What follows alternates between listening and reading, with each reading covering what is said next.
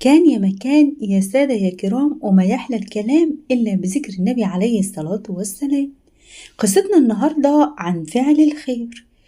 في ست كبيرة ماشية في الشارع ولقت حية فوقها صخرة كبيرة، والحية بتستنجد وبتقول الحقوني انقذوني. والست من طيبة قلبها راحت وأنقذتها.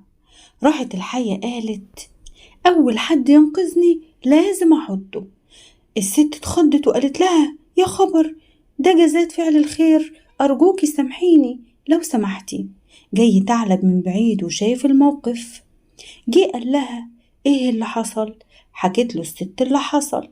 قال لها لا، أنا ما فهمش كده بالكلام، رجعي الموقف زي ما كان، حطي الصخرة فوق الحية وأنا هشاهد على الموقف.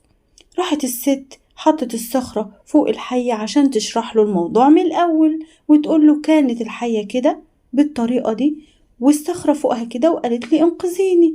رد الثعلب قال لها بس سيبيها كده زي ما كانت.